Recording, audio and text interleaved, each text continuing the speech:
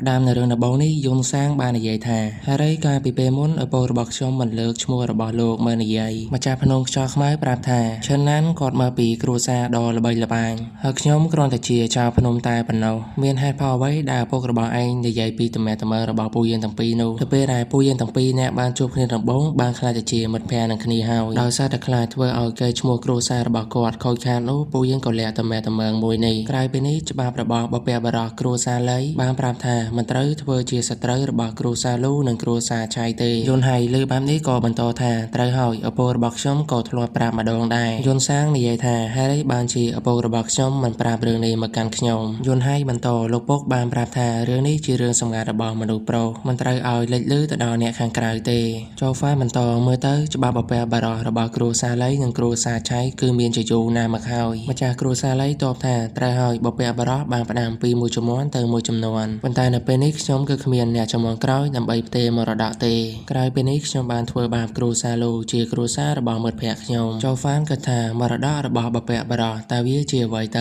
រួចគាត់ក៏សួរថាតើគ្រួសារលីមានសិល្បៈក្បាច់កូនមែនទេម្ចាស់គ្រួសារលីប្រាប់ថាមានវាគឺជាសិល្បៈក្បាច់កូនកម្រិតទាបរួចគាត់ក៏បានផ្ដល់វាឲ្យទៅកាន់ទីងប៉ុន្តែសិល្បៈក្បាច់កូននោះត្រូវបានលួចដោយអាចង្រៃចាងមីងចូលហ្វានលើបែបនេះហើយក៏ដូចជាយល់នៅរឿងម្យ៉ាងហើយនិយាយថាតាមពិតពួកគេស្វែងរករបស់នោះទេឬបន្ទាប់មកគាត់ក៏ធ្វើរមាទៅខាងក្រៅឲ្យអ្នករាល់គ្នារងចាំនៅទីនេះហើយដែលចូលហ្វានធ្វើរមាទៅកាន់វិមានឈៀនឡុងដែលចូលហ្វានបានស្រែកហៅលបងជួយឡើងពេញនឹងឯងឡងនួយឲ្យចូលហ្វានបិទមាត់ទៅដោយសារតែលោកពូជួយគឺមិននៅទីនេះទេចូលហ្វានតបថាគាត់មកទីនេះគឺមានរឿងសំខាន់ជាមួយនឹងលបងជួយរួចគឺមិនពាក់ព័ន្ធជាមួយនឹងអ្នកនាងទេដូច្នេះទៅមកខាងទៅឡងនួយលើបែបនេះក៏បានថាឲ្យកាន់ចូលហ្វានម៉ាំងតែម្ដងឡងចែឃើញបែបនេះក៏ជួយសម្រួលស្ថានភាពដែលប្រាប់ថាថ្ងៃនេះលោកពូជួយក៏រវល់មិនអាចជួបអ្នកខាងក្រៅបានទេប៉ុន្តែចូលហ្វាននិយាយទៅកាន់ឡងនួយថាតើនាងដឹងថាប៉ុន្មានថ្ងៃនេះយើងទៅទីណាដែរទេឡងនួយតបថាប៉ុន្មានថ្ងៃមុនឯងបាននាំយកនារីពីរនាក់មកផ្ទះអញ្ចឹងឯងគ្មានទៅណាក្រៅពីទៅផ្ទះបូនទេចូលហ្វានសោយឡើងបន្តិចរួចតបថាមើលទៅពួកអ្នកមិនទាន់ដឹងពីសានការពេលបច្ចុប្បន្នឡើយប៉ុន្មានថ្ងៃមុនខ្ញុំបានតាមទាន់ចលើងយូមីងពួកគេនឹងមកវាបហាវិមានឈៀនឡុងក្នុងពេលឆាប់នេះកុំខឹងខ្ញុំឲ្យសោះបើខ្ញុំមិនបានពមៀននោះឡងនួយតបថាមនុស្សដូចជាឯងអាចស្វែងរកចលើងយូមីងបានយ៉ាងម៉េចទៅមិនអាចទៅរួចទេចូលហ្វានតបថាប្រាប់លោកពូរបស់នាងទៅថាខ្ញុំនាំគ្រូសាលូទៅលាក់ខ្លួនហើយកុំពាក់ព័ន្ធជាមួយនឹងពូយើងប៉ះសិនបើពូអ្នកត្រូវបានចលើងយូមីងបំផ្លាញចោលនោះឡងនួយឮបែបនេះហើយក៏រៀងខឹងជាមួយនឹងចូលហ្វានដែរប៉ុន្តែភ្លាមនោះសម្លេងឡងជួយបានប្រាប់ថាឲ្យគេចូលមកអ្នកទាំងពីរឮបែបនេះក៏មិនហ៊ានបដិសេធផងដែរចូលហ្វានប្រាប់ថាគាត់ក៏អាចទៅខាងក្នុងតែម្នាក់ឯងបានឡងនួយខឹងជាមួយនឹងចូលហ្វានមែនតែនអាងថាខ្លួនឯងនឹងជាគ្រូក្បួនកម្រិតទី5ចង់ធ្វើយ៉ាងម៉េចក៏បានមែនទេឯនៅខាងក្នុងវិញឡងជួយសួរថាប្អូនចូលតើថ្ងៃនេះឯងមានព័ត៌មានអ្វីមែនទេប៉ុន្តែយើងពុំមានឯងប៉ះសិនបើអ្វីដែលឯងនិយាយនោះជារឿងអប្រយោជន៍បរិសុទ្ធចំណាម្នាក់នេះគឺមិនលើកលែងឲ្យឯងឡើយចូលហ្វានប្រាប់ថា Master មកពីចលើងយូមីងនឹងមកដល់ឆាប់នេះបន្ទាប់មកពួកគេនឹងធ្វើការវាយប្រហារតើវាជាព័ត៌មានគ្មានប្រយោជន៍ដែរទេមនុស្សនៅខាងក្រោយឡងជួយក៏និយាយថាបើវាជាការពិតប្រកាសជាមានបញ្ហាធំហើ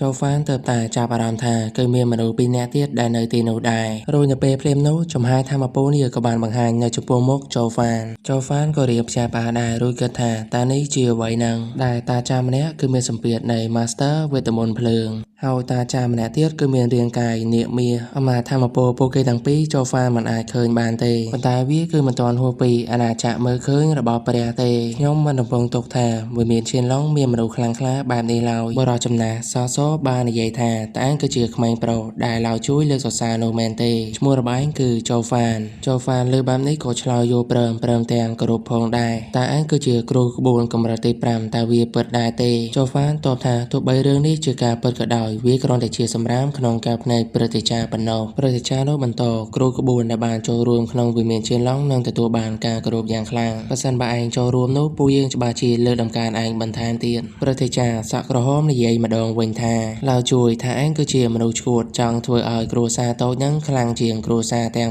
7ដែលចង់ប្រើប្រាស់រយៈពេលត្រឹមតែ10ឆ្នាំប៉ុណ្ណោះរួចបើស្ដាប់មើលទៅឯងពិតជាក្រអឺតកតើមជាមួយនឹងឡៅជួយប៉ុន្តែពេលនេះហារីបានជាគួរសមម្ល៉េះចូលហ្វានតបថាលបងជួយខ្ញុំបានជួបជាច្រើនដងប៉ុន្តែព្រឹទ្ធាចារ្យទាំងពីរគឺខុសគ្នានេះជាការជួបដំបូងរបស់ពូយើងឡងជួយលើបែបនេះក៏រៀងច្រឡោដាក់ចូលហ្វានបន្តិចដែរតែនៅពេលនៅជាមួយគាត់គឺក្អេងក្អាងប៉ុន្តែនៅពេលបានជួបព្រឹទ្ធាចារ្យទាំងពីរគឺស្លូតបូតទៅវិញ វិញចូលហ្វានសើចបន្តិចរួចតបថាគាត់ធ្វើបែបនេះចាត់ទុកលបងជួយដូចជាបងប្អូនអញ្ចឹងហើយលបងក៏យល់អំពីចរិតរបស់ខ្ញុំច្បាស់ផងដែរប៉ុន្តែបើសិនបើខ្ញុំជួបមនុស្សដែលមានចិត្តចង្អៀតនោះធ្វើបែបនេះដាក់គាត់ដូចជារកសេចក្តីស្លាប់អញ្ចឹងនេះមិនមែនជាការអួតក្អេងក្អាងទេប៉ុន្តែវាជាភាពឆោតល្ងងព្រឹទ្ធាចារ្យទាំងពីរគិតថាក្មេងម្នាក់នេះពិតជាដូចអ្វីដែលឡៅជួយបាននិយាយមែនស្គាល់ពីប្រភេទមនុស្សហើយថែមទាំងចេះកោតសរសើរទៀតហើយឡៅជួយក៏មានអារម្មណ៍ថាអាម៉ាស់ជាមួយនឹងរឿងមួយនេះដែរក្នុងនាមគាត់ជាព្រឹទ្ធាចារ្យក៏មានអារម្មណ៍ថាអាម៉ាស់ដូចគ្នាព្រឹទ្ធាចារ្យសក់ក្រហមក៏សើចឡើងដែលនិយាយថាគាត់ពិតជាចូលចិត្តចូលហ្វាណាស់ព្រឹទ្ធាចារ្យសក់ស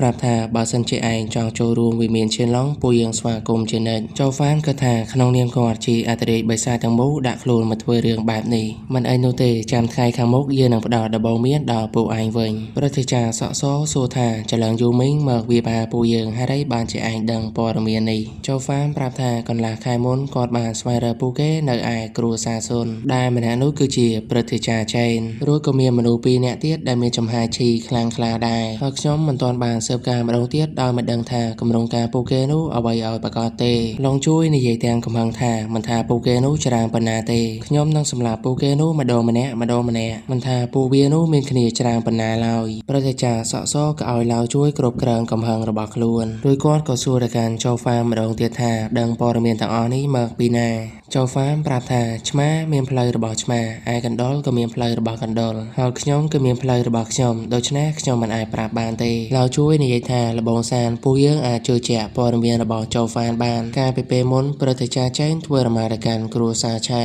គ្នារបស់ពួកយើងគឺមិនបានដឹងទេប៉ុន្តែចូលហ្វានដឹងព័ត៌មាននេះហើយនៅពេលដែលគាត់ទៅមើលដល់ខ្លួនឯងគឺច្បាស់ថាវាជាការពិតព្រឹទ្ធាចារ្យសានិយាយថាឯងធ្វើយើងភ្ញាក់ផ្អើលហើយតើគ្រូរបស់ឯងជាពីណាគេចូលហ្វានប្រាប់ថាអ្នកគ្រប់គ្រងទាំង9នៃពិភពខ្មៅពួកគេលើបែបនេះហើយភ្ញាក់ផ្អើលមែនតើឈ្មោះមួយនេះពិតជាមានអំណាចណាស់ប៉ុន្តែពួកគេមិនដែលលើដែនដីនេះឡើយចូលហ្វានគិតថាបើសិនបើឈ្មោះនេះត្រូវបានលើដោយសមាជិកដែនដីបរិសុទ្ធនោះពួកគេច្បាស់ជាដឹងថាម្នាក់នោះជាអធិរាជបិសាចនរកទាំង9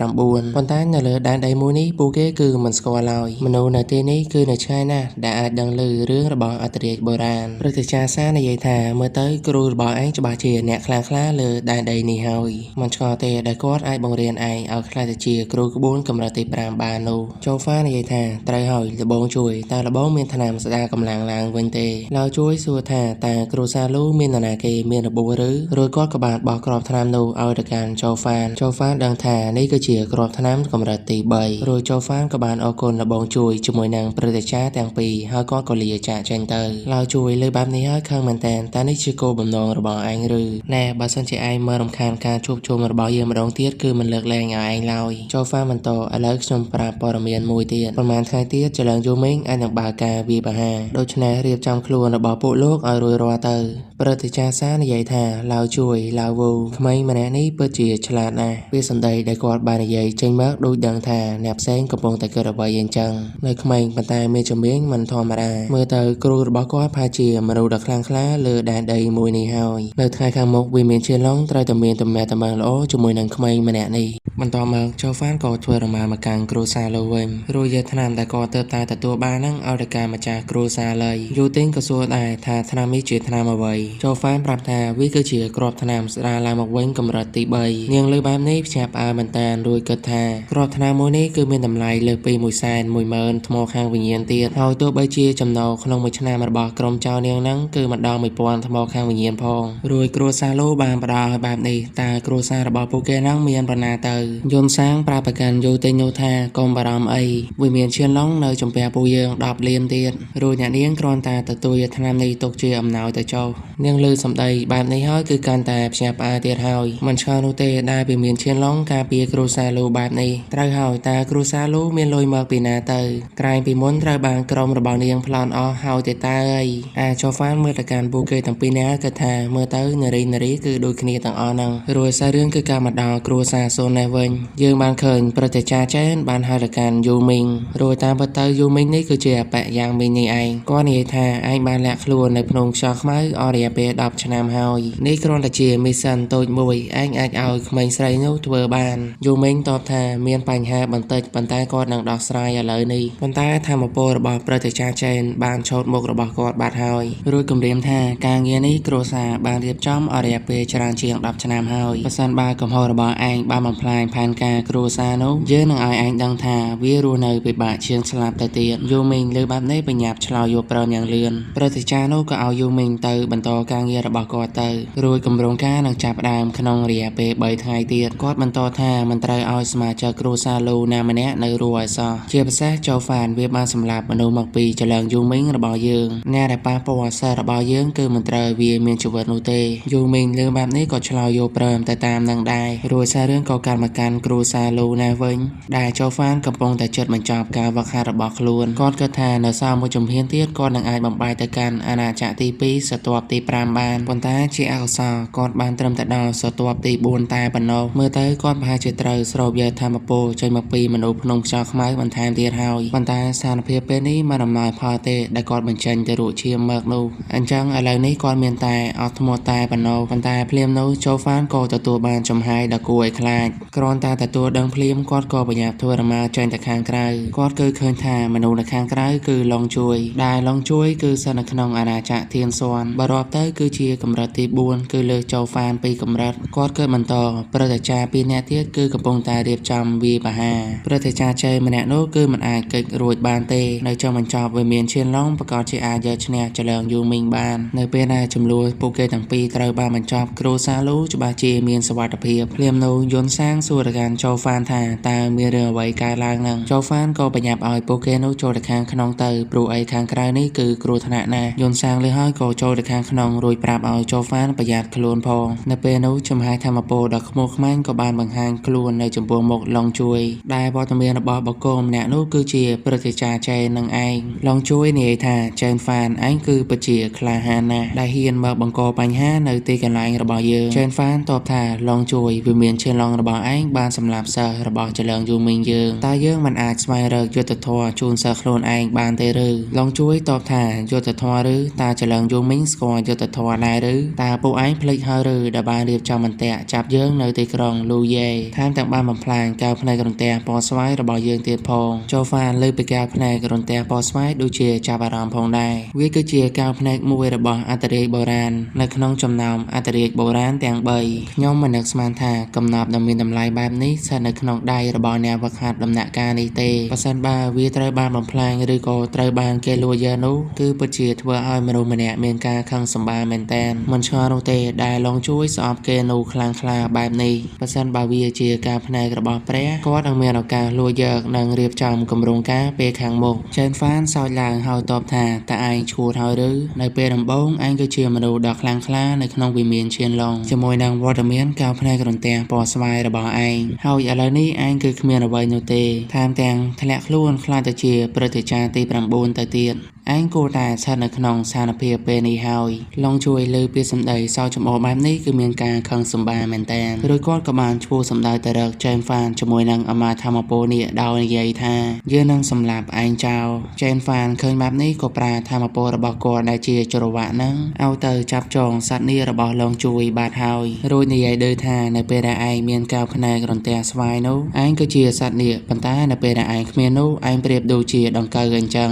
ប៉ុន្តែនៅពេលភ្លាមនោះឡៅជួយក៏សម្ដៅទៅរកចេនហ្វានគាត់គឺបានទៅចាប់ដៃរបស់ចេនហ្វានជាប់ចេនហ្វាននិយាយថាវាផាគាត់បែបនេះអាចសម្លាប់គាត់បានដែរមែនទេឡៅជួយតបថាធ្វើបែបនេះមិនមែនដើម្បីសម្លាប់ឯងទេរួចគាត់ក៏បានចាប់បោះចេនហ្វាននឹងឲ្យចូលទៅខាងក្រោមដែលនៅក្រោមនោះគឺមានឡៅវូនិងឡៅសានកំពុងតែរងចាំចេនហ្វានឃើញបែបនេះនិយាយថាចង់សម្លាប់យើងបែបនេះមែនទេរួចគាត់ក៏បញ្ជាឲ្យគ្នារបស់គាត់បញ្ញាប់សម្លាប់ឡៅជួយចេញទៅក្នុងពេលភ្លាមនោះក៏មានមនុស្សពីរនាក់បានសម្ដៅទៅរកឡៅជួយឡៅសានដឹងបែបនេះក៏ស្រែកប្រាប់ឲ្យឡៅជួយប្រុងប្រយ័ត្នផងដែរហើយពួកគេទាំងពីរនោះគឺចង់វាបហាឡៅជួយពីខាងក្រោយឡៅជួយនិយាយថាយ៉ាងម៉េចក៏ដោយឲ្យតែអាចសម្លាប់ចេនហ្វានបានរួចគាត់ក៏សម្លឹងទៅកាន់អ្នកដែលចង់វាបហាគាត់ពីក្រោយនោះជាមួយនឹងអាមាធម្មពលដែរនៅក្នុងដៃដែលចំហាយដៃរបស់គាត់បានកាប់ទៅលើពីរអ្នកនោះយ៉ាងខ្លាំងក្លាបានធ្វើឲ្យគេទាំងពីរអ្នកនោះស្រែកឡើងទាំងភាពឈឺចាប់ពួកគេទើបតែដឹងថាដែលនៅក្នុងដៃឡៅជួយនឹងគឺជាអាវុធវិញ្ញាណកម្រិតទី